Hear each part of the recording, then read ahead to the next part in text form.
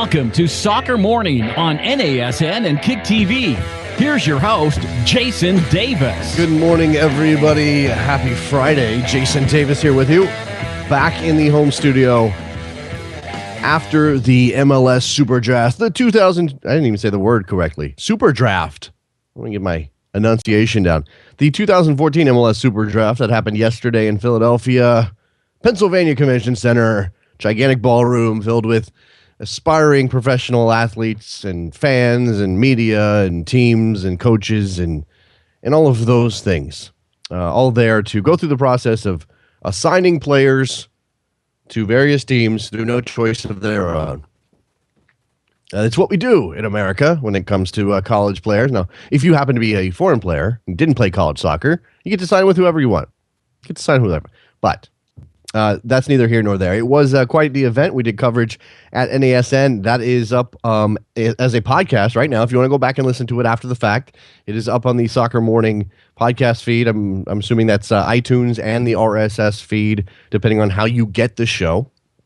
So there's that. Aaron Stoller and Jonathan Tannenwald and I covered the first two rounds, which is what they held there in Philadelphia. The next two rounds, the third and fourth round, happened via conference call.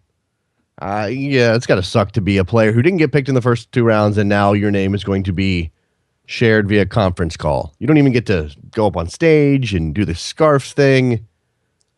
Yeah. So the Super Draft, and I think what a lot of people think about, and if you are not familiar with MLS, it's obviously odd. The draft concept is odd to begin with. But the Super Draft, the word super, people latch onto that word pretty quickly. Super.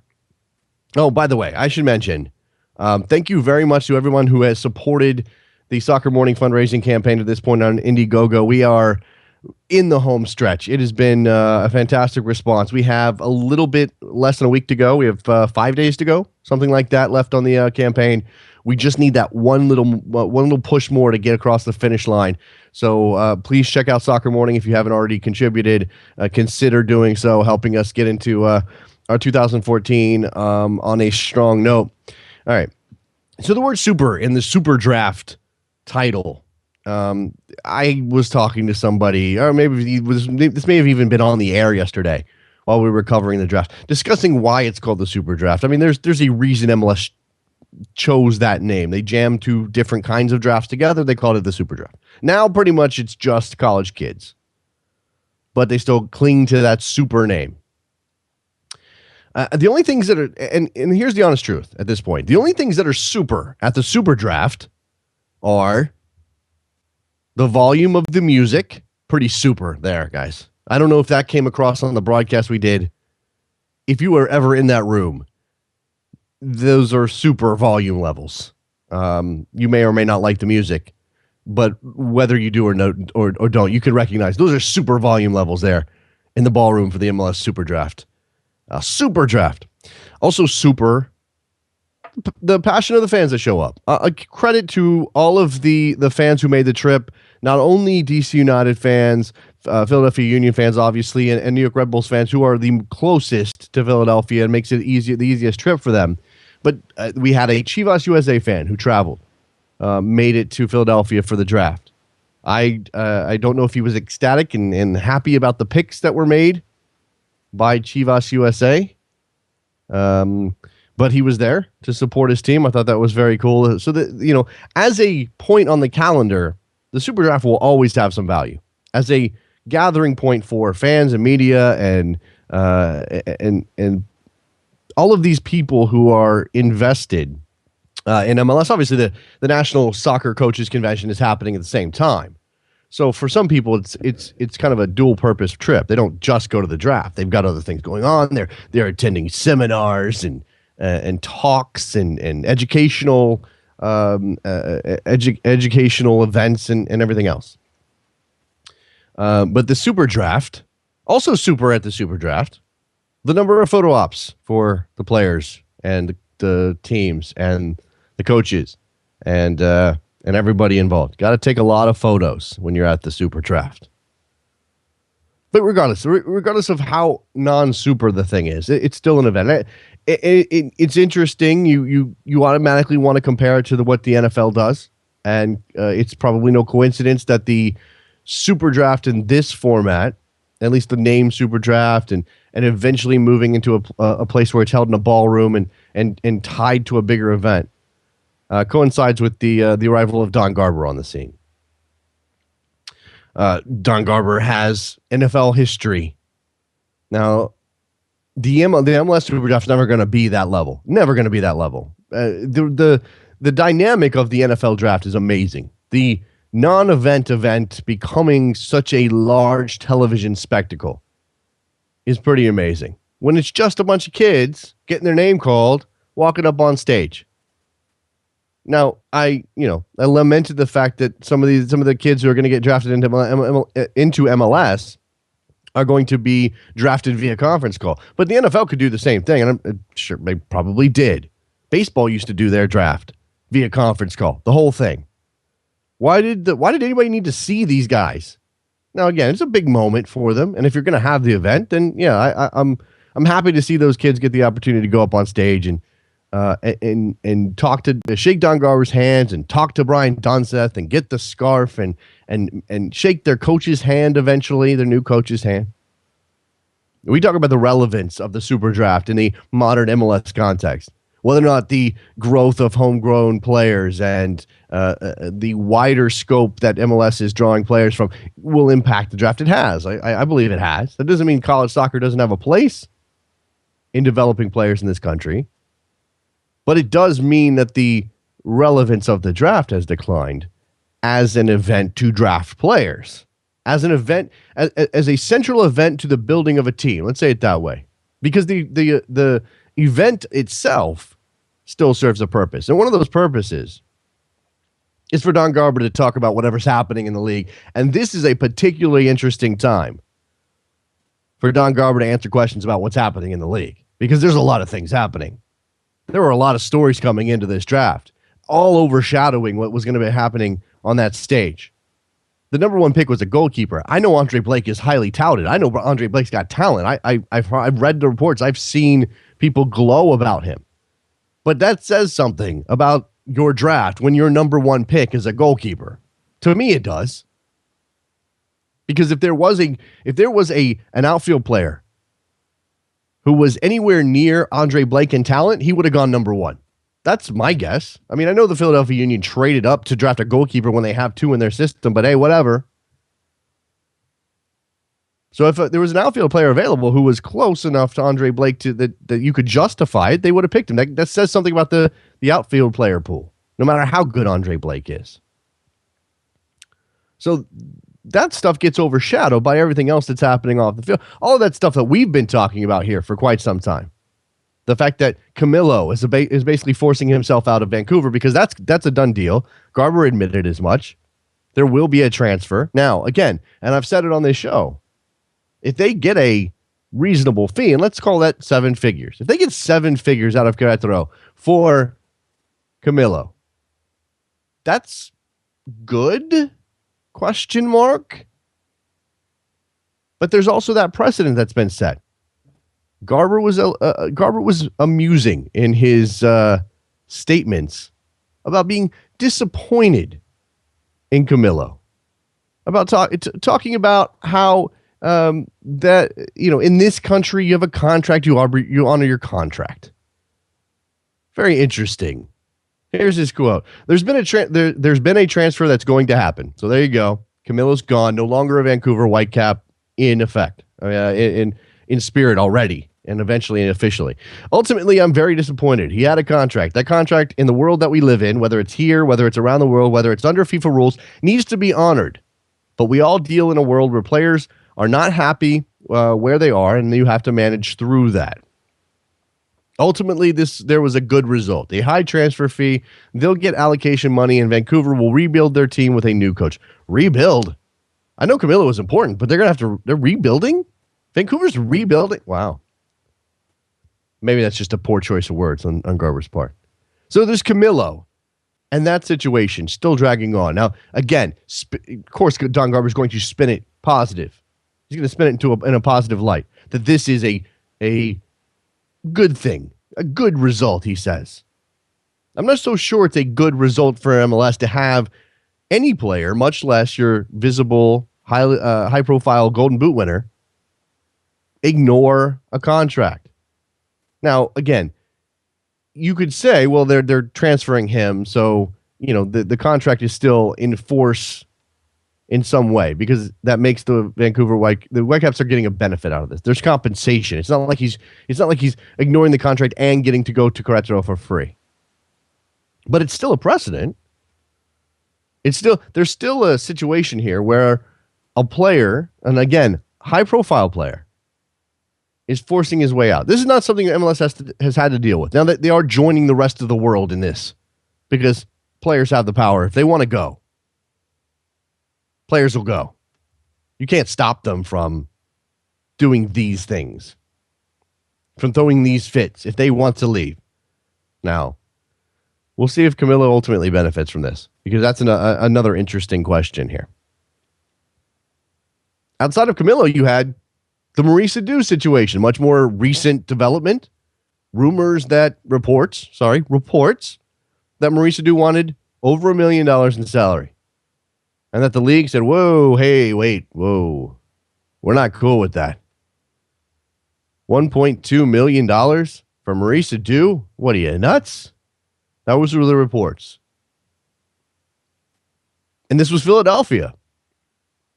Don Garber got booed when he came up on stage. Now, the commissioner's getting booed. Not new. Certainly not new. And Don Garber he wasn't loved in Philadelphia before this. I very much doubt it. I'm sure a lot of people were ambivalent about Don Garber. Some of them may have not liked Don Garber because he favors Los Angeles or whatever. But this was a direct reason for the fans of the Philadelphia Union, the Sons of Ben and the like, to be upset with Don Garber. You're stopping our team from spending money on a player who could help us, et cetera, et cetera. I don't even think the name of the player I don't think the identity of the player matters, or the amount of money that was going to be spent on Maurice Edu, and may still be spent on Maurice Edu. I don't think it would have mattered. I think, and this is a credit to Philadelphia and the type of sports fans that they have. I think that if it was, I don't know, give me a name. Give me a name of if it was Wells Thompson, it was Wells Thompson wants $1 million and the Philadelphia Union want to pay him $1 million, and the league said no. I think Don Garber still would have gotten booed for that. Now, the smart soccer fans in the group would have said, "Hey, wait a second, we don't want to pay $1 million for Wells Thompson," but he still would have gotten booed because he's personifying the entity that's stopping the union from doing what they want to do. And nobody wants that. Nobody wants the league stepping on their business, despite the fact that that's what this league is. It's MLS controlling the contracts. Now, there's more spin here.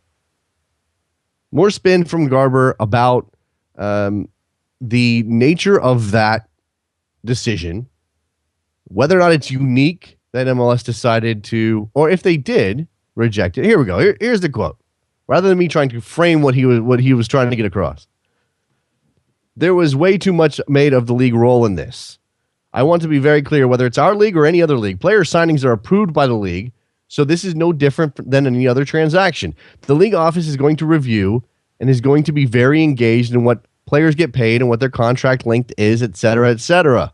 In this particular case, the union are going to continue to negotiate a deal that that's going to make sense. If it makes sense for Maurice, he will come back. If it doesn't make sense for Maurice, he won't come back. But this whole idea that the league rejected Maurice coming in, we reject deals every day if we don't agree that they're the right deal. I think many of the media folks that I've read some reports, not all thought the salary was the right salary either. Like that. Currying the favor of the media who didn't agree that Maurice Edu was worth $1.2 million. They're going to go back to the drawing board and hopefully get a deal done. Now, what you notice about this, he did not deny that the league had a problem with whatever salary Maurice Edu was asking for. He says there was way too much made of the league's role in this. Okay. So he's saying that this is not an exceptional circumstance. This is a humdrum, mundane thing that happens all the time circumstance. The problem is there are only so many million-plus earners in MLS. So, of course, and this is a U.S. international returning. Clearly, this is going to be higher profile. This is going to bring you more attention. When you say no to Marisa Dew for the Philadelphia Union, it's going to bring you more attention. So we got Camilo, and we've got a Dew. What else is on the docket? What else is happening at the MLS Super? Oh, wait, there's kids being picked. But wait, hold on a second. We've got other stuff to talk about. What about Miami? What about Beckham? What about the new Miami team? What's happening there? Oh, there's going to be an announcement, says Don Garber. There's going to be something in a month or something like that. That's what I heard, right? That's what he said. That in a month or so, there will be an announcement on the Miami FC front, or Miami MLS front. Because we've been waiting. Beckham had until the end of 2013. What's the price going to be? Oh, there are a lot of questions surrounding that. But at least we have some idea in about a month. What about New York City FC? Starting play in 2015. Yet to find a temporary home while they look to deal with a permanent solution, building a stadium for their club. Dungar says shortly they'll probably announce a place. He thinks shortly they'll probably announce a place. Okay. Does that really, you really feel good about that statement? They're just finalizing all their details. They've got some time. They've got to get a great spot. He extols the virtues of Farron Soriano, the CEO. On the stadium front for New York City FC, by the way, go check out Empire of Soccer. Our friend Dave Martinez wrote up a piece about the town hall meeting in the Bronx about the proposed deal right next to the Yankee Stadium. Apparently, there were some shenanigans and some kerfuffles happening there in the Bronx. An avowed communist got up and made a stink and had to be removed from the premises. That sounds amazing. I wish I was there. And I have no vested interest in the Bronx Stadium.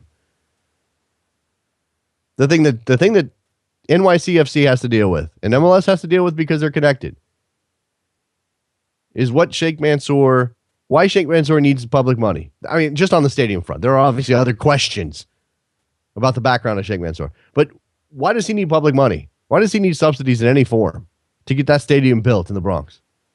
Why do you have to have tax credits and breaks on rent and all of these other? Why does he get to buy the space for a cut rate or whatever the details are? Because this is what happens with stadium deals, right? Now, on the flip side of that, if you're Sheikh Mansour, why spend money you don't have to? Keep pushing. Keep pushing for as many subsidies as you could possibly get, right? So Don Garber's day at the draft yesterday was not really about those kids. He was up there announcing the first round picks. He got to say Andre Blake's name. He got to shake everybody's hand, do the photo op. Then he had to go answer these questions. Because this is, again, I don't want to build this up into some kind of calamity that's coming. I don't think that's the case. There are just very interesting lines there's just very interesting storylines happening with MLS. Many different points. Camilo, Adu, Miami, New York. Don Garber announcing, well, depending on how you want to frame that, slipping it in, maybe, that the league is still losing $75 to $100 million. Now, why would Don Garber need to tell gathered media that the league is losing $75 to $100 million a year? Why would he need to do that exactly? What purpose would that serve? Is there a collective bargaining negotiation coming up anytime soon? Let me check the calendar. Oh, sure enough, MLS Players Union and MLS are going to be negotiating a new collective bargaining agreement very, very soon. The end of this year, as a matter of fact. And in light of those rumors about the TV deal, which we have no confirmation about anything, by the way, and it's very possible that they're not quite done negotiating. that MLS there may have been there may be some public negotiation happening here. But in light of that news, and how much was that deal supposedly worth, at least from the English language rights? Was it 75-ish million dollars? Was it right in there? Well, if the league is losing $75 million a year, and they're going to get a new TV contract for $70 million a year, whoa, wait, hold on. We still don't have money to raise your salaries, guys. I'm sorry, we're not even in the black yet. Hold on a second. Don't jump to conclusions that we need to reinvest that TV contract, because we still don't have enough money to break even. Sorry. That was Don Garber's message yesterday. At least that's the way I interpret. Now, he's just laying the groundwork again. Laying the groundwork for the CBA. We're gonna just leak out all of this negative stuff about the league's financial position. Now, it's tough when you just spent $20 million on transfer fees between Clint Dempsey and Michael Bradley to then claim poverty. That's two players. I believe the union is made up of many other players. I think there are more players than just Clint Dempsey and Michael Bradley. In fact, Michael Bradley might not even have his union card yet. So that we're getting that as well. We're building up to that as well, that CBA negotiation that's coming up. And Don Garber is more than happy to drop a hint or two. All right, we're working out this show. Now, obviously, being on the road yesterday threw us off just a little bit. It looks like we have booked Grant Wahl, senior Sports Illustrated soccer writer, for 10:30. So we'll have him in just a couple of minutes, and we're lining up Seth Vertelny from Goal.com as well, who was both of those gentlemen who were at the draft yesterday. We'll talk to Grant about all of the stories that I've just laid out there, because again, I think the obvious purpose when you get there is, hey, we're going to watch some college kids get picked. Look at all those tables, and so is whispering. Lots of this. Lots of covering of the mouths at the draft. Lots of. If you see a coach running, you see a GM running, there's something happening. That's the buzz of the draft. But that was only a small part of what was happening yesterday. Grant Wahl was dropping nuggets throughout the whole thing. There's one specific nugget we're going to talk to Grant Wahl about. It involves the MLS Cup final. News perhaps on when that might happen in the future. And perhaps a tweak to the playoff system as well. Maybe some incentive to finish higher in the standings. More incentive. More than that already exists. Because right now it doesn't seem like the higher seed has that much of an advantage when you get into those two-legged playoffs. Those two-legged series where, home and away, who's got the advantage? Is there any built in for that higher seed? Maybe MLS can make that happen. Maybe they'll also be pushing MLS Cup final back. I don't want to drop a, because we're going to ask Grant. I want to get the original reporting from Grant, and then we'll talk about the ramifications. What it possibly means. After Grant, we'll open up the phone lines today on a Friday. We're just hanging out on a Friday. I'm still getting myself back together. I got up at 4:30. Now, this is not a woe is me thing, by the way. And just a little story about our Super Draft experience. The NASN Super Draft experience. It was super. I got up at 4:30. I got on the road by 5 or a little bit after. I got to Philadelphia about 8:30. Nothing happening, kind of slow in the convention center. The draft didn't happen. It wasn't going to happen until noon. Just killed some time. It was fine. Talked to some people. Lots of great guys out there. Then we get inside. Everybody's setting up. The fans are filing in. You can see the players and their families excited for the big event. The stage is all set up. You got the big screens. Draft set to start at 12. Producer Trevor, supposed to be there at 9:30. 9:30. Plenty of time to set up, right? Plenty of time to get ready for the draft, get all the technical issues settled, Make sure that we can hear each other in a very, very loud room. Then producer Trevor sends me a message, or no, an email. Hey, my train got delayed. I have to go home and drive down. That's going to make it very tight. So, needless to say, the end of the day, producer Trevor showed up at the third pick, after the third pick. Just around in that. Oh, no. You showed up after the first pick, but then you had to set up. Showed up just after the first pick, after the draft started, had to set up, couldn't get a Wi-Fi signal because media Wi-Fi never works right.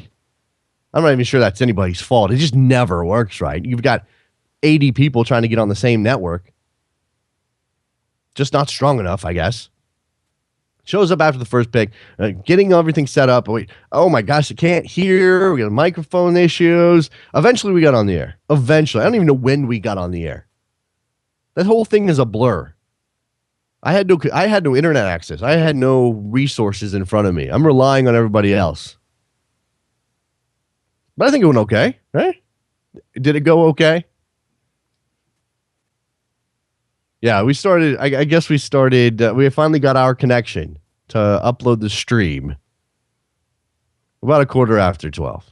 So yeah, if you want to go back and listen to it, not only not only for the informational purpose of getting some news, learning about those kids or hearing our thoughts on those kids, or we did manage to pull a couple of interesting people. Travis Clark briefly joined us.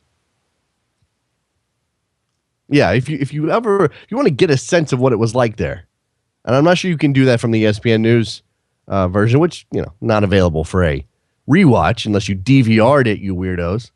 So if you want to go back and listen, check it out. Check it out listen to it as I don't know, in a sociological way. That's what I'm thinking. Listen to it to see. To get a sense of how NASN had to pull that together at the last minute. Do I sound flustered? I'm curious. I haven't listened back to myself. Do I sound like I was about to throw things? Because there was a point when it was clear that Trevor was going to be late that I wanted to throw some things. Now, I don't know what I could have thrown. There was cameras lying around right next to us. I probably get sued. Yeah, so go check that out. That's on the Soccer Morning iTunes and RSS feed, the podcast feed. Make sure you check out soccermorning.com, which will lead you to the Indiegogo page. We are nearly there. Just a little bit more help. Let's take a break. When we come back, Grant Wahl, Sports Illustrated, he'll join us to talk about his experience at the draft, the news that came out of the draft. When is MLS Cup going to be played? Strange. Don't go anywhere. Soccer Morning, North American Soccer Network, NASN.TV. Let's begin.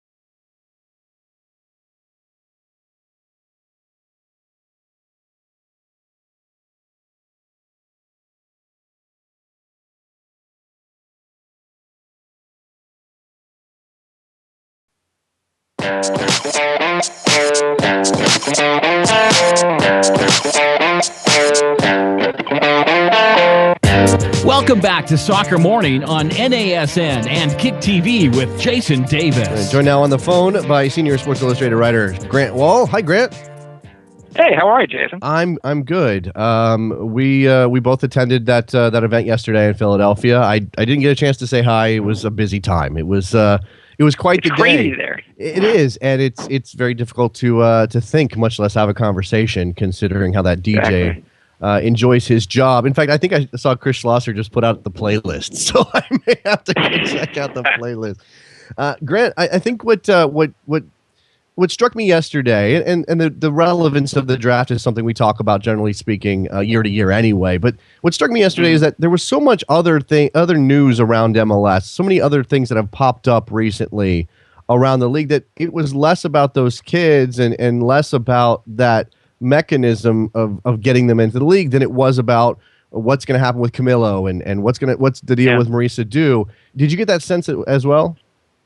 Yeah, and so I think there was definite value for me being there. I don't want to be disrespectful to the draft, but that's not the reason I was in Philadelphia yesterday. Right. The main reason I was there for those 2 days was to see a bunch of different MLS people in the same place when you can sit down and talk to them, as I was able to the day before. Right. The draft is relevant as a gathering point, and again, the actual mechanism of getting the kids into the league. That's, I think it's interesting that the number of MLS ready college kids is dropping, maybe because MLS is getting better, makes it more difficult for those college kids to be ready. So, but we're still judging them on the same criteria. I find that fascinating. We're still judging them in the same way we did in 2002. One of the things you had yesterday that came out of being there for you was the possibility of MLS moving the MLS Cup final to the third week of December. Did I read that right? You did. It's something that has been presented to the teams and the owners, and will probably go under a vote at the next Board of Governors meeting. So it seems awfully late in the year.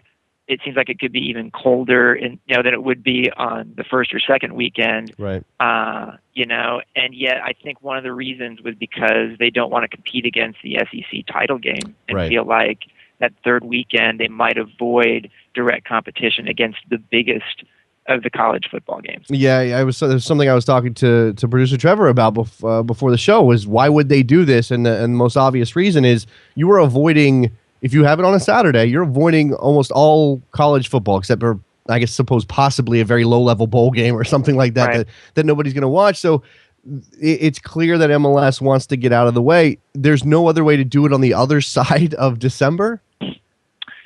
It's a really good question. And right now, what I was told is they've had a lot of different possibilities and options schedule-wise put in front of them. They've also had a lot of possibilities for how to organize the league put in front of them, including, 4 divisions, 2 conferences.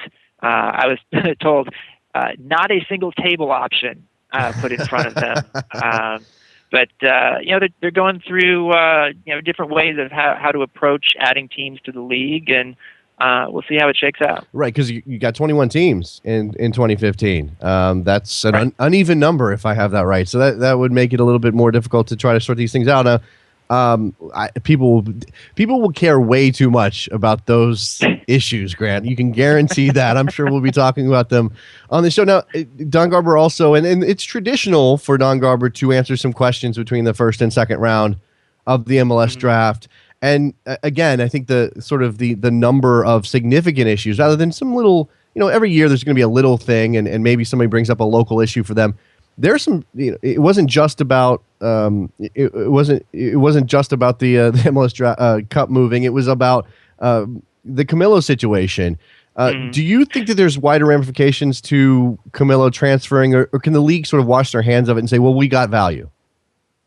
I think they will kind of wash their hands of it to an extent, and everyone's saying 7-figure transfer fee. But Garber took some really hard shots at Camilo, basically called him a bad person, a bad apple, and talked about character issues. We don't want those kind of guys in our league. Maybe we should give character tests. to players, and it was harsh. And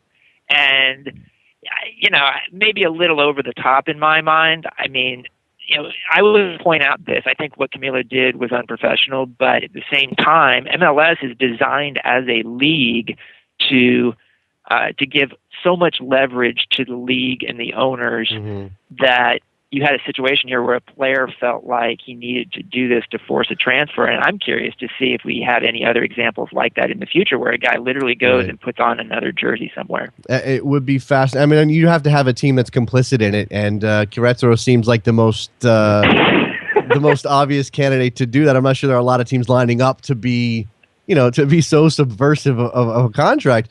And it makes you wonder what business will be like between that club and MLS in the future, or if there's a wider Mexican issue there. I mean, I'm not, I don't want to put Club America and Chivas and León, everybody in the same boat, but it obviously is a precedent in some way. Now, when you say that Garber was taking harsh shot, does that come across as fairly naive in a modern sports context?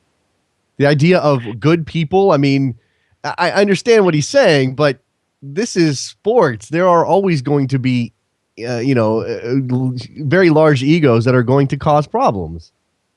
Well, the essence of what Garber was saying is this would not happen in the NFL, but that's a little bit of a moot point because it's not like an NFL player is going to go to a different league. I guess maybe if you had an NFL player going to a different team and putting on their jersey, in the league, I don't know. A lot of what Garber said yesterday was very calculated. And look, there's nothing wrong with that necessarily, as long as we recognize that, you and me. I mean, the statement where he put out that the league is still losing $75 to $100 million a year is clearly connected to the CBA and trying to get people to try and understand his perspective that we're not actually as wealthy as we may seem, even though Toronto is committing nearly $100 million to two players. I'm sure he would have said that in that forum, regardless of what other news was around. But in light of the rumors of the TV deal that's possible with Fox and ESPN, it's got some extra oomph to it, doesn't it? Yeah, it does. I mean, I wish I would have followed up. Maxi Rodriguez on Twitter had a good point, which is I should have followed up by saying, how much is Soccer United marketing profiting right now? Right. Because that is a real business. That is a profitable business, and those are the MLS owners themselves. MLS is very selective in what it reveals about its finances to the public. It's a privately run league, and so it's not like they're going to show us their books. No, of course not. One of the other league operation issues that has popped up is the Maurice Edu situation. Jeff Carlisle reported that there was a disagreement over how much Maurice Edu wanted versus what the league was willing to give him, and this doesn't look great in light of the Bradley signing. He did address this. He played this one off as well. Is he being disingenuous, or does he have a point that this isn't really as exceptional as people want to make it out to be?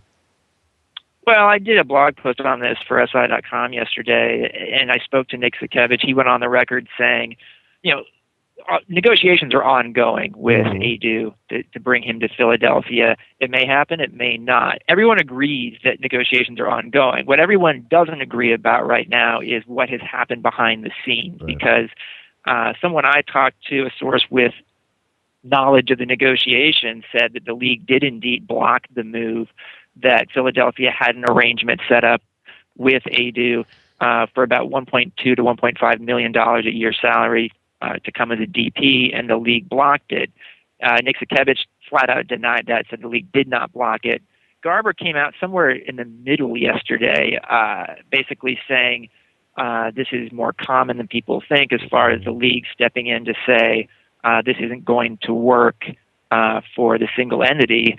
And this is part of the negotiations. Let's get back to the negotiating table. Was there any follow-up, or was there any question to Garber about how the league could justify that kind of move in light of what happened with what Toronto did with Michael Bradley, or was that just left out there? And in your mind, is there any connection, or is Bradley so exceptional on that end as well that Edu's salary shouldn't be tied to that? Well, I'm not quoting Garber here. It's just me talking. I would say that the way that the league is viewing this is Michael Bradley coming back to the league is much different than Maurice Edu coming back to the league. Different level of player. Yes, they're a U.S. national team, but Michael Bradley was worth the money because he is arguably the most indispensable U.S. player, a guy who has succeeded in Europe, still played for Roma as wasn't an automatic starter, but was still getting starts. And Edu is seen as a guy who has not been playing in Europe, and therefore a different level of player. And the league being concerned about what sort of market value that sets. Now, why they would be concerned about that situation with Edu and the market value and not concerned with Michael Bradley and him setting a higher market for returning players at his level, that is a very good question. Yes. And so is that not accounted for in the $5 million difference in their salaries? Right. So, this is we're entering territory here where a lot of this looks arbitrary coming from MLS on which deals they choose to approve and which deals they choose to block. I think you look at Rex Shea, if he wanted to come back, would probably be an Edu type situation at this point. He's a guy who is not playing in the Premier League, had to get loaned out to a lower division, and they're not going to reward him for that. They were going to reward Michael Bradley for coming back to the league. There's certainly a difference in circumstance. I don't think anybody denies that. But as you said, it seems arbitrary, especially considering the salary difference. Now, those of us who have been paying attention know that Maurice Edu at $1.2 million could have some negative ramifications on the salary market, and that's exactly why they would block it. But again, you just signed Michael Bradley for $6.5 million a year. They're working at cross purposes, Grant, and on one hand, and this is just like the CBA and the rumors of the TV deal, there seems to be evidence on both sides of things that they want to be two things at once. Definitely. And so, I think we should keep a really close eye on the Will Johnson contract negotiations with Portland, because here's a guy who's entering the last year of his contract, has been talking to Portland about extending, but now he sees Michael Bradley, one of his best friends, by the way, getting a huge deal. And does that change the market for Will Johnson, one of the top 6 or 7 players in the league last year, playing a similar position to Michael Bradley? It'd be very, very interesting to watch. One last thing I'll ask you about. Garber addressed the expansion situation in Miami, said there might be an announcement in a month. Do we have any idea what that announcement will actually be? I'm told it's going to be stadium connected. Okay. They've kind of settled on something. And if that's the case, possibilities, I would assume this would be sort of like an NYCFC situation where there might be a temporary stadium for a bit and then an actual soccer stadium being built. We know that FIU is a possibility. We know that the Dolphins Stadium is a possibility, and that the owner of the Dolphins, Steve Ross, has a soccer interest, has been hosting games, and that Beckham, we also know, has been looking at possible sites for a soccer stadium, even on the water in Miami. So something connected to a stadium announcement is what I'm told to expect. For all of the stuff that's gotten out reports-wise about Beckham in Miami, we've never seen David Beckham come out and say, publicly, I want to own this team in Miami, and this is where we're going to be, and this is where I want the stadium to be. Interesting, yeah, and whatever the stadium news is, if it is not okay, here's a temporary venue, but also here's our solid plan to build one, and the league grants the franchise, then we get into that question again of why is there a different set of standards for David Beckham in Miami, or then there would be in another situation like Orlando or anywhere else, because Don Garber has said you need to have a stadium plan in place first, and FIU doesn't get it done, I don't think. Well, it may on a temporary basis. I think that's the question, is what do you do temporarily? I don't think Miami starts playing the league in a new soccer stadium. Right. No, well, okay, maybe the league would be okay with FIU, but then again, does that meet the current standard that MLS is trying to set when it comes to its stadiums? Hard to know what the standard is at this point, because they're still okay with the Revolution playing in the Patriot Stadium, and I think what one message we're getting at with a lot of this discussion here, whether it's players, whether it's standards for the league, is MLS still makes up the rules as it goes to get things done. And fans may be bothered by that, media may be bothered by that, but MLS is still about getting things done, and sometimes it is arbitrary, and sometimes it is not transparent. But that's their take is we want to move forward and get things done. Yeah, it's going to be fascinating to watch New York situation as well. Perhaps an announcement on a temporary venue coming, although the qualifiers Garber used in his statement didn't exactly fill me with confidence. It's coming. It was, well, they might possibly have something soon. I don't know. Grant Wahl, senior writer at Sports Illustrated. Thank you very much for your time as always, Grant. I appreciate it. Good talking to you. Have a good weekend. All right, okay. So there's Grant. Fascinating stuff. I mean, look, again, as Grant Wahl said, I mean, I think the reason he was there was to talk about all of these other things, not to cover the college kids. And that's, again, not to diminish their big day stepping into the professional ranks.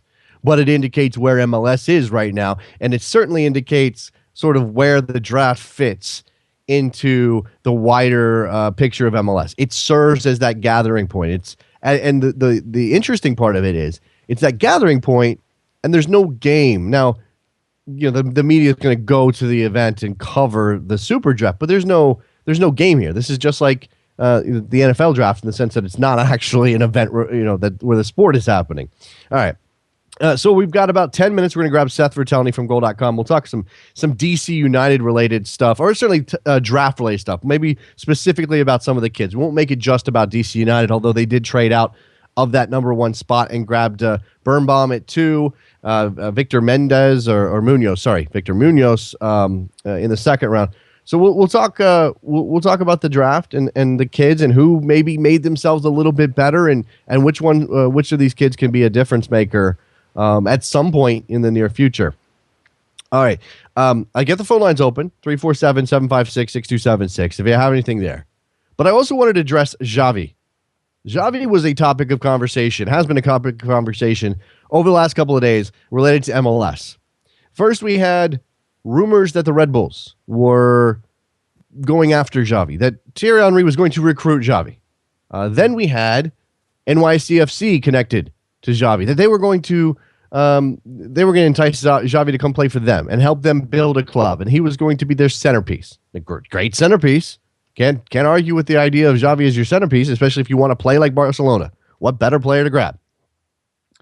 Then it went back again, and the Red Bulls were connected to Xavi, and Sky Italia reported that Xavi had already agreed to go to MLS after the World Cup this summer, that he was going to join the Red Bulls, that Thierry Henry had managed to convince him. I suppose that was the assumption. Yesterday, Xavi addressed the rumors, and this is the balloon deflating, or being popped, rather. If you were a Red Bull fan and you had your hopes up, Sky Italia says that Xavi's coming. I'm getting his pop. Here's the quotes, obviously translated. "Nobody has made me any proposition," Xavi told Mundo Deportivo. I know nothing else about New York apart from that it is very cold there. Henry has not called me, nor have I spoken with him. I do not have his telephone number. Man, it's kind of cold. Why don't Xavi and Henry, why aren't they fans? Why aren't they buddies? Why aren't they texting each other? They played together. They should have a relationship. He doesn't even have Henry's number, man. Maybe Henry just doesn't give his number to anybody. Doesn't he seem like that kind of guy? Thierry Henry doesn't give his number to anybody. Like 4 people have Henry's number. I bet you that's the case. Or maybe Henry's a burner kind of guy.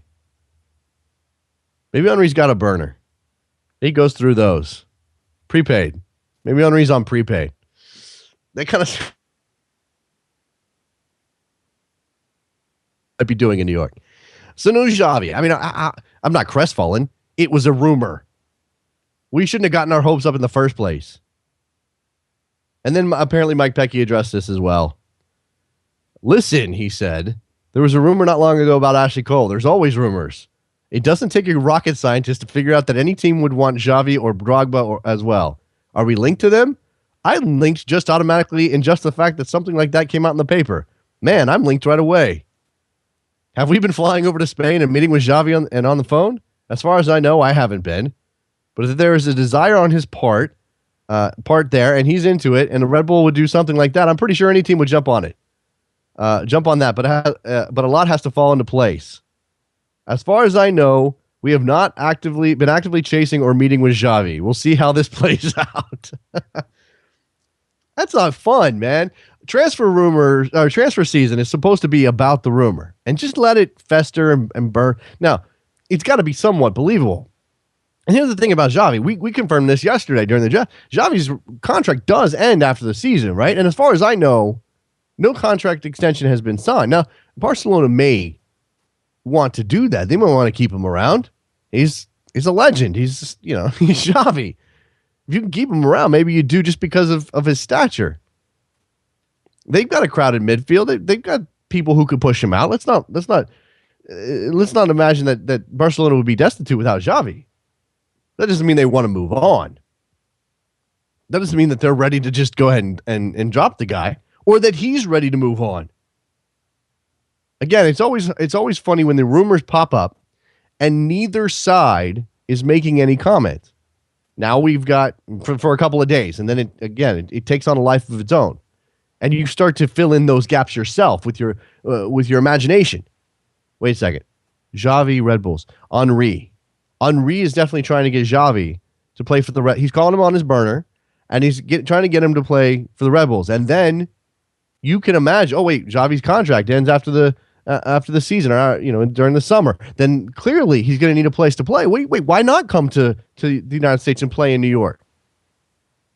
Why not play for Red Bull? We've already got a Barcelona. Two Barcelona players moved from there to the Red Bulls. Why not a third? Add another. Clearly there's something working there.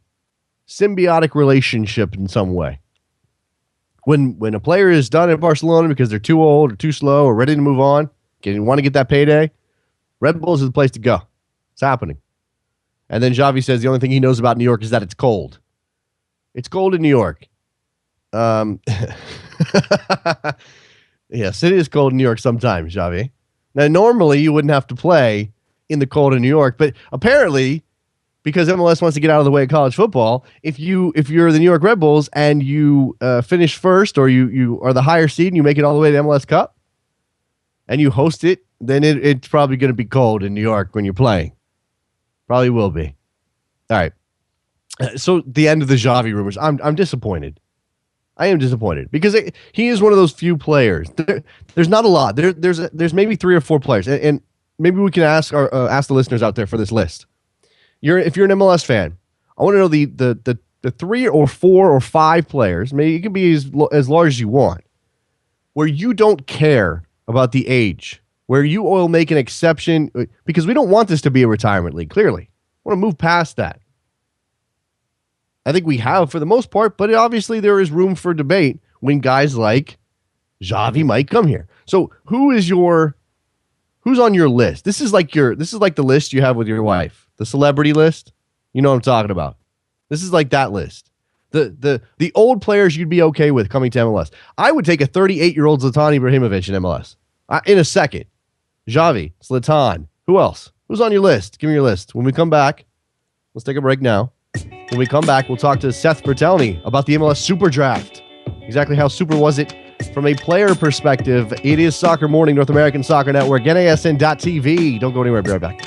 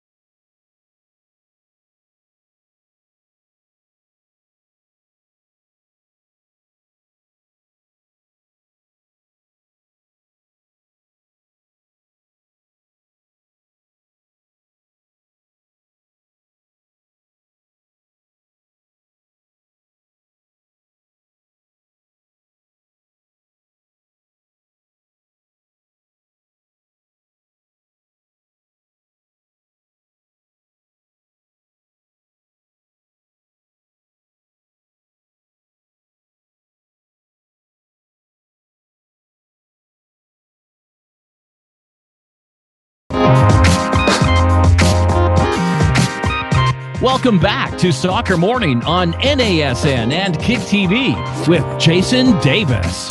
Live in his car, coming back from Philadelphia. I'm assuming you're coming back, or maybe you're going back to spend some more time in the city. Seth Vertelny from Goal.com. Seth, what's your plan today? We're coming back, and it's not my car, Pablo's car. Well, I didn't say it was your car. I said live from a car, but thank you for identifying. Yeah, Pablo Maurer driving the car in which Seth Vertelny is currently riding. Let's just make that clear. MLS-ist is Pablo Maurer. New beat writer for DC United at MLSsoccer.com. Go try follow Pablo. Seth is SVertGoalcom, writer at Goal.com, and covered the draft yesterday.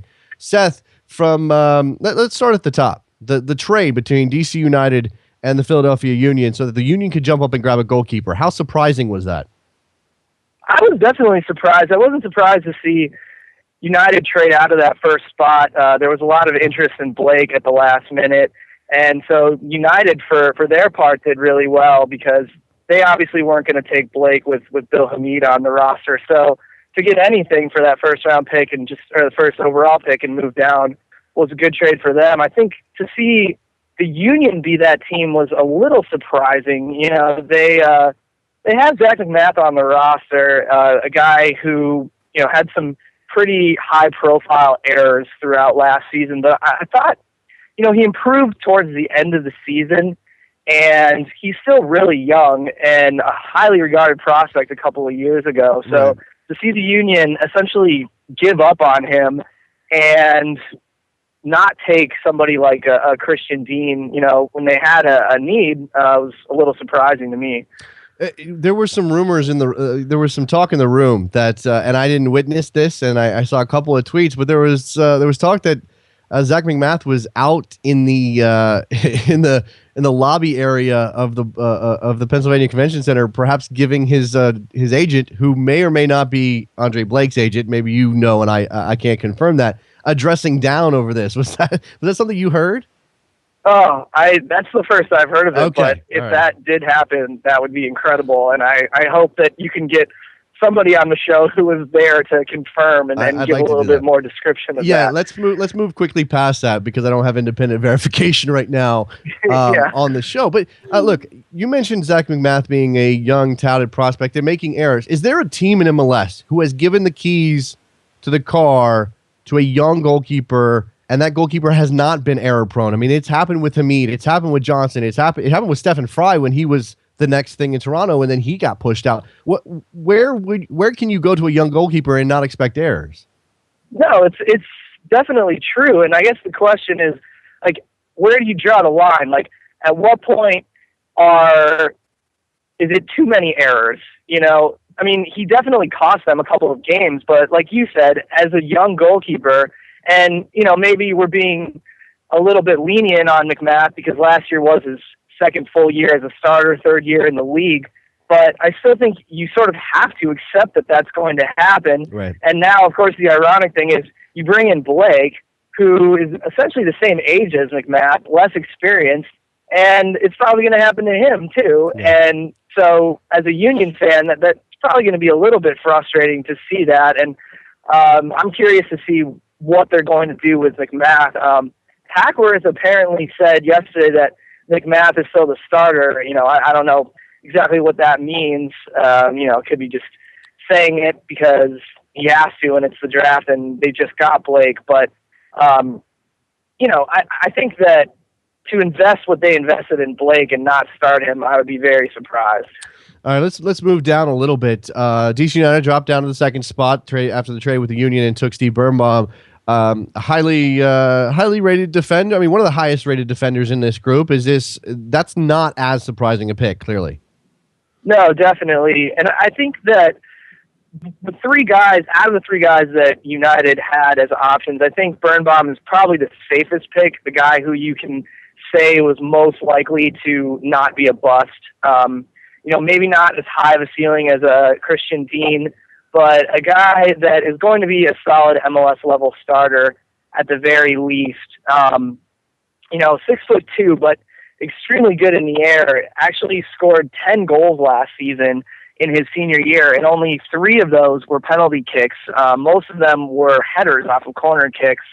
and a guy who's known as a good leader, a good organizer in the back line. And so even though, United is going to have to pay his salary this season, unlike Dean, who was a generation Adidas player, I think, they decided that they would go for more of the sure thing, and that would be Birnbaum. Yeah, so a lot of the discussion about United coming into this was how little room they had to maneuver within the salary cap after all of the additions that they made this offseason so far. They're going to squeeze Birnbaum in, so it obviously wasn't so much of a concern that they had to take a GA player.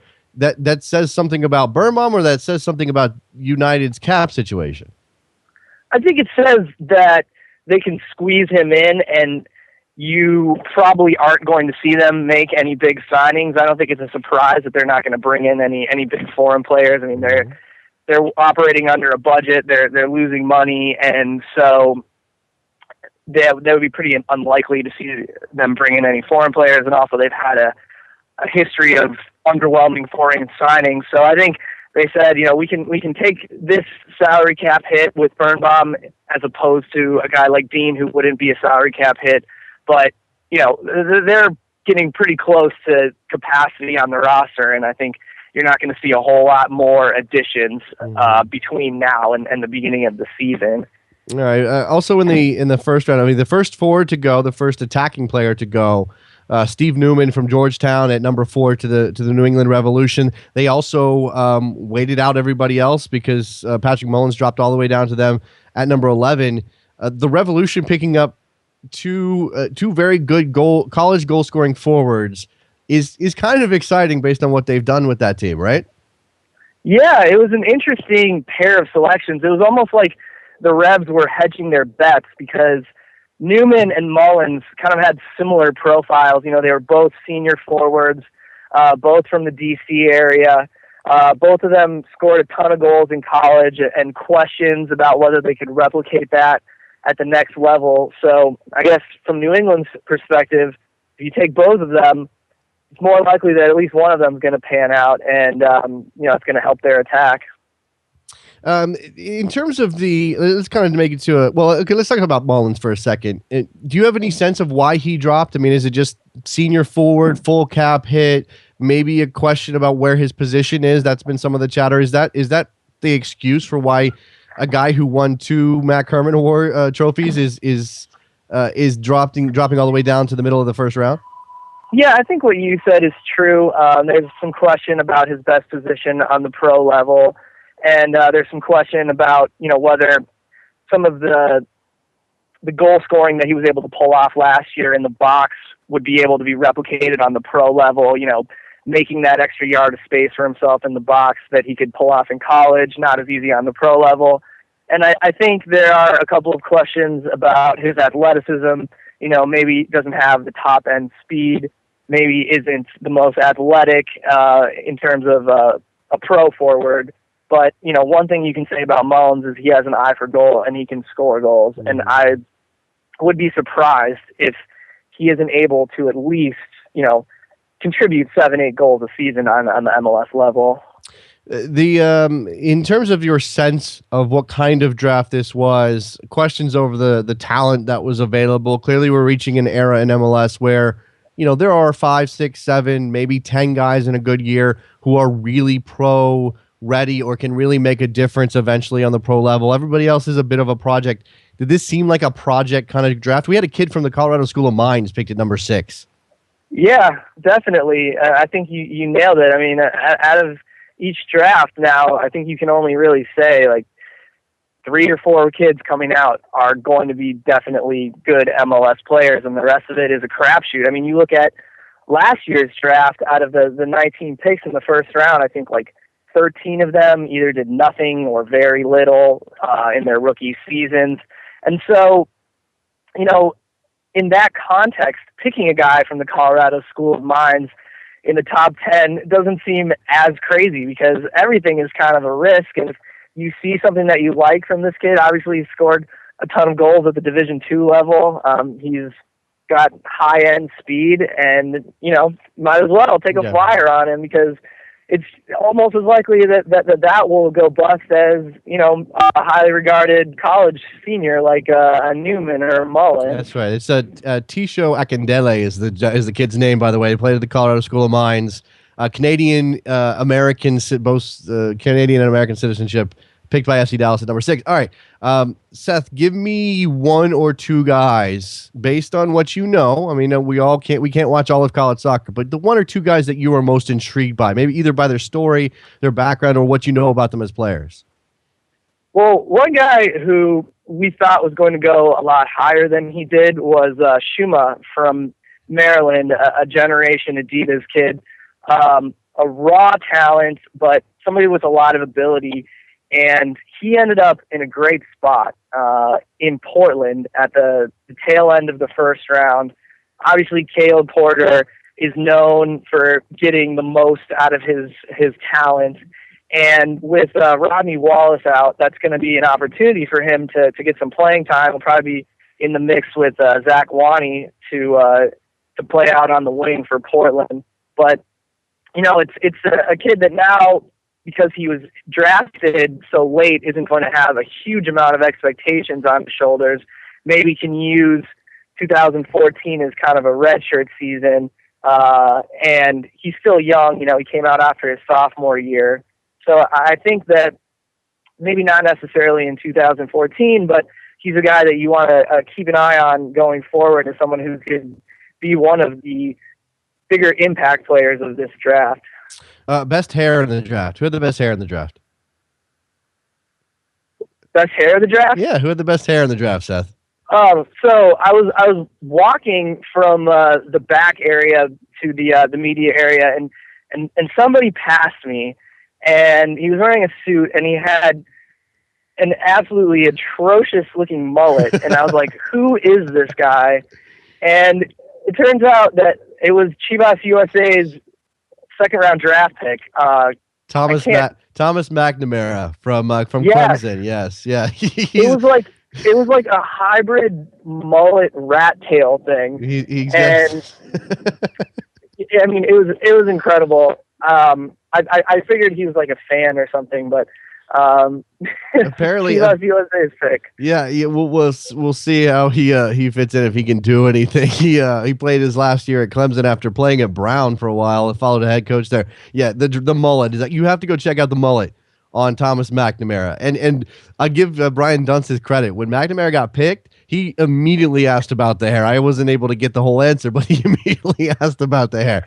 All right, Seth Bertelli, you got any other anecdotes from the draft you want to share? It was an interesting day. I know you were also following some of Don Garber's stuff and some of the news trickling out, because it wasn't just about the draft. Yeah, definitely. I thought some of the more newsworthy things came from Garber's availability with regards to Camilo and with regards to Marisa Adu. Basically confirming that Camilo got his way and is going to get sold to Querétaro in Mexico. Mm-hmm. Wasn't happy about that and made that very clear that he was highly disappointed. What kind of a precedent that sets in the future, I don't know. I think at the very least, teams are really going to be extra careful with regards to the language in contracts regarding options, because it seems like a situation like this should have been avoidable if it was just clear whether it was actually a player option or a club option. But Camilo is going to get his way. And then, with regards to Marisa Adu, there had been rumors that MLS was balking at the amount of money he was asking for. The figure was $1.2 million that was reported. And when someone asked Garber about that, he kind of seemed a little annoyed and laughed and said, well, that would be on the low end. Well, wait, Seth, let me stop you. What does that mean? That means that's on the low end of what Adu was asking for, or what the league would pay him? Because if they balked it, they would obviously balk at $1.2 million, but that's on the low end of Adu's asking price. I'm confused about what that means. I took it to mean that it was on the low end of Adu's asking price. Okay. Like he was asking for more than $1.2 million. All right. Fair enough. Seth Bertelli from goal.com. SVert, Goal.com on Twitter. Go follow him. Check out his work at Goal. Thank you very much for your time, Seth. Appreciate it, man. Enjoy the drive back. Yeah, thanks for having me, Jason. All right, we'll talk to you soon. All right, let's go ahead and move on from the draft just a little bit, unless there are any first-person accounts of the Zach McMath situation. I believe our friend Rick McGovern from the Soccer Desk might have had a first-hand account. In fact, I may have learned about the agent McMath argument or fight or dressing down or whatever you want to call it from the Soccer Desk Twitter account. So there you go. It's on Rick. If Rick wants to call in and tell his story, 347-756-6276 is the phone number. 15 minutes left in the week. It's been an interesting week. Plenty of news to talk about. Plenty of things we've covered here. A reminder: if you like the show, if you enjoy what we've done, if this is at all something you want to see continue on in the future, please check out soccermorning.com and the Indiegogo campaign. You'll be immediately redirected to the Indiegogo campaign, and consider contributing to the show. Help us out in 2014. 202, you're on the air.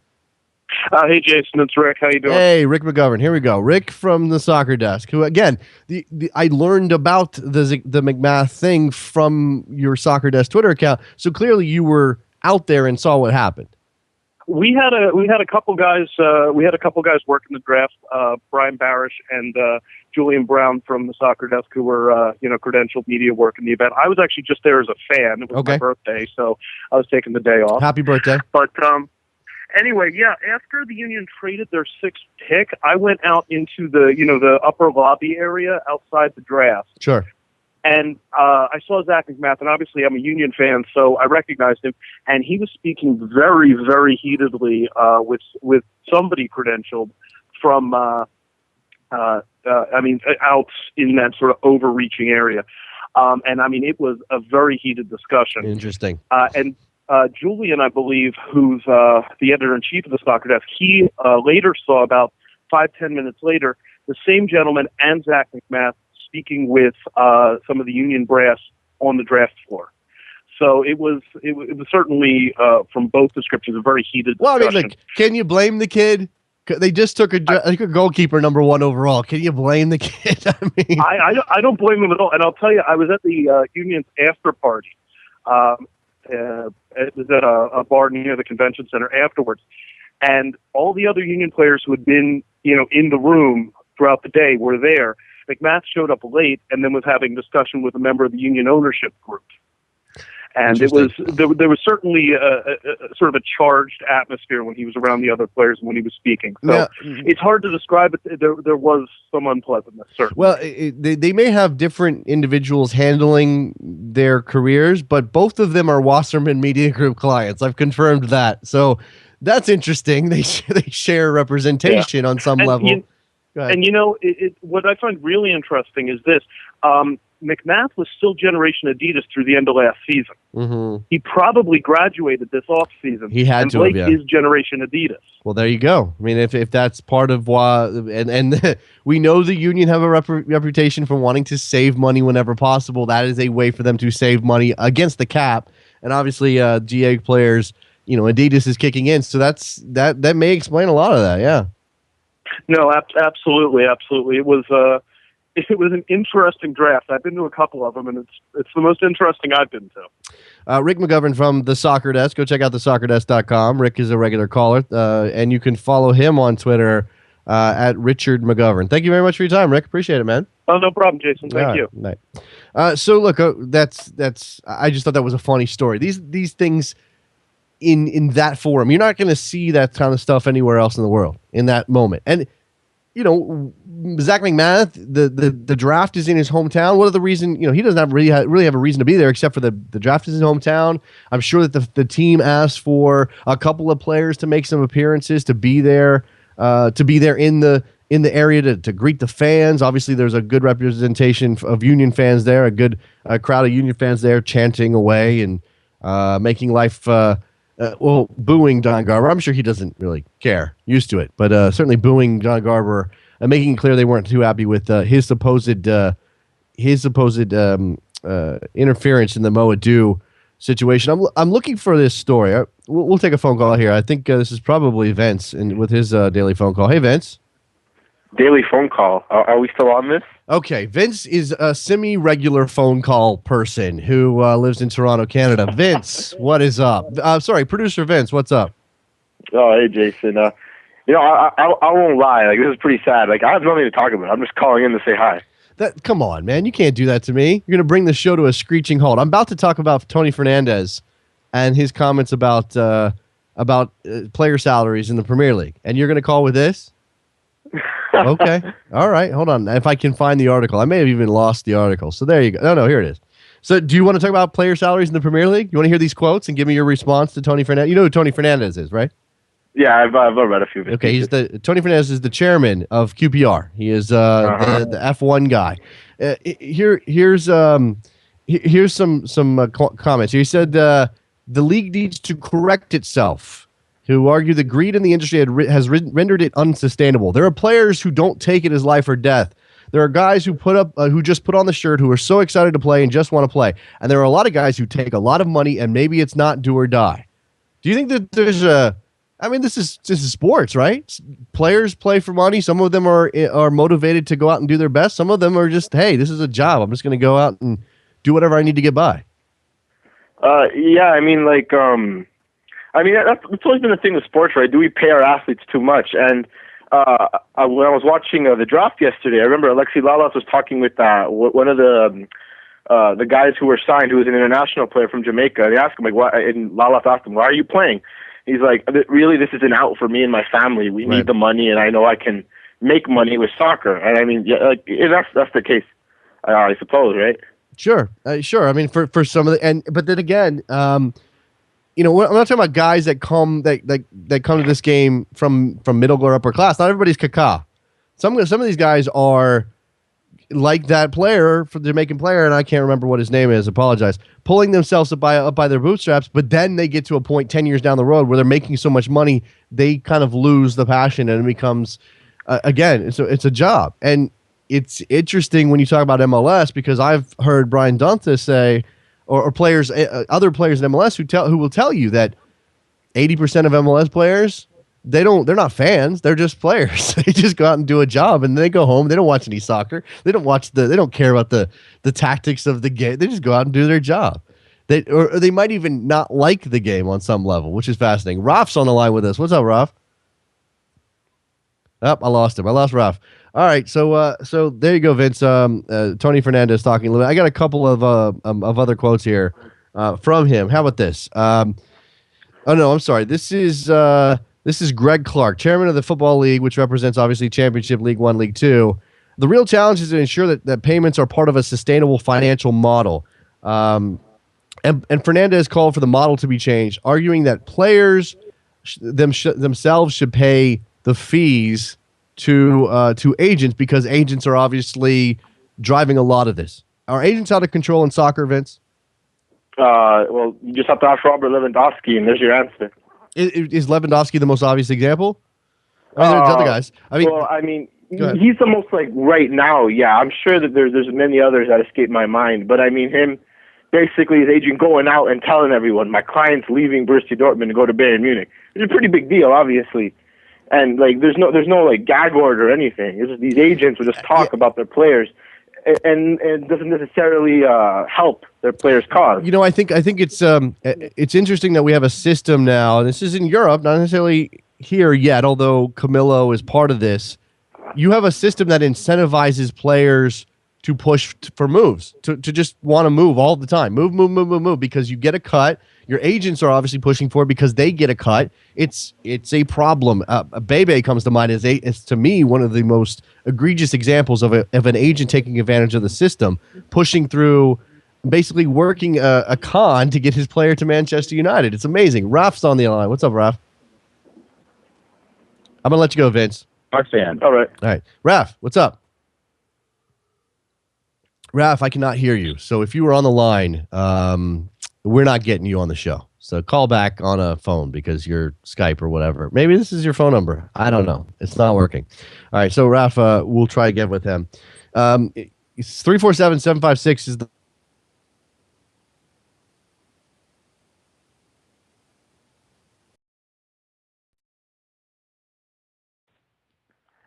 Hey, it's Miguel from Orange County, California. Just calling about the whole Tony Fernandez issue. Yeah. It kind of reminded me of Benoit Assou-Ekotto, the Tottenham defender. I think he came out recently and said that he doesn't like that everyone says that they play for the shirt and they play for the passion. He was brutally honest and even said himself, I play for the money, which I kind of like when a player comes out and is brutally honest. Miguel, I think it's interesting. I think obviously fans who live and die with their clubs. I bleed blue, I bleed red, I bleed whatever. They want their players to be as committed as they are, and we're hurt. We're literally hurt when it's clear a player is not committed as we are for the same reasons we are. But again, this is a job for these guys, and I mean, there's no other walk of life where we hold someone doing a job to this kind of standard. And I'm not saying I want players to be cynical and to say that they're only out there for the money. They don't have to lie about it. But I don't know. We're deluding ourselves, and maybe we want you like the honesty, but I think most people would prefer that the illusion keep going. I think the what's diluting all this is the money. Like me, I'm a big follower of the Argentina Primera Division, and there isn't this much money going around. So a lot of the players do have that affinity for the club. They do have that passion. Like Juan Román Riquelme, when he came back from Villarreal to play for Boca, he technically played for free for about a year. Right.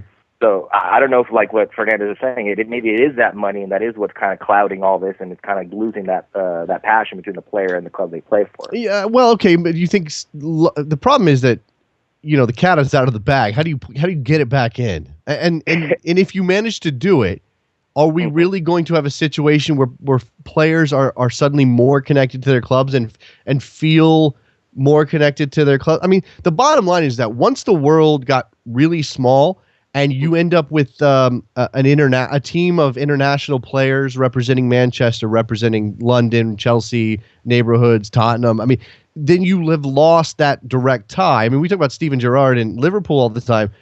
He can get away with it because he's making bucket loads of money to play for his hometown club. Not everybody's that lucky. Exactly. I think Ross Barkley is one of the future ones, but I was actually going to bring up Gerrard. I was going to ask, do you think there's any more of Gerrard's, more Lampard? Well, but again, it's easy for Gerrard.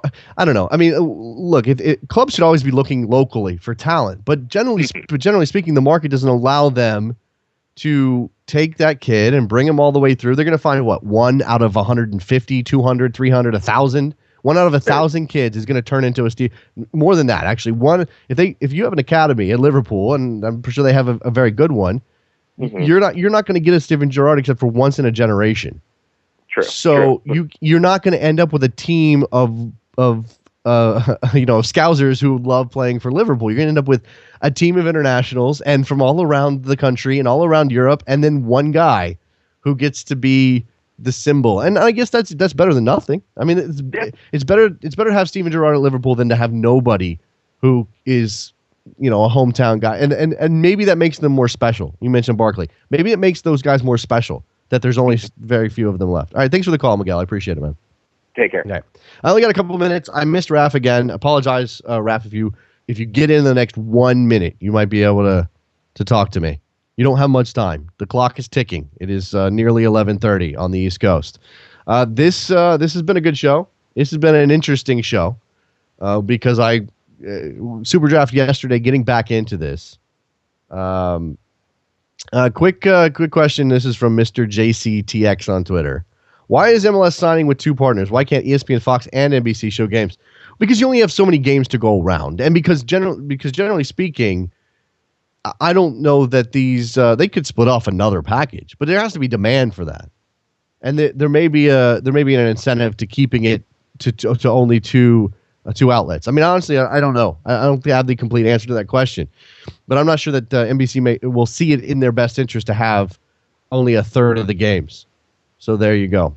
All right, so it's been fascinating. We talked MLS Super Draft. We talked about all of that news surrounding MLS. A little bit about salaries there at the end. We've got a full week coming up next week, except we're going to take Monday off. Monday's a holiday in the States. We're taking Monday off. So adjust yourselves accordingly, and we'll talk to you on Tuesday. We'll get back into it full steam ahead. I've been told that there's $800 left on our on our Indiegogo. So we're nearly there. We can stop bugging you about that. So just keep pushing. Let your friends know, soccermorning.com. Let your friends know about the show, period. And then if they like it, they can go to soccermorning.com. There you go. All right. Thanks to producer Trevor. By the way, thank you very much to MLS, MLSsoccer.com, all of the people there, Chris Schlosser and the whole digital crew, for helping us out at the Super Draft yesterday, getting us all set up. Aaron Stoller and Jonathan Tannenwald were excellent on the air. So thanks to those guys as well. All right, that's going to do it for this week. We'll be back on Tuesday. Remember, Tuesday, Soccer Morning, NASN.TV. Later.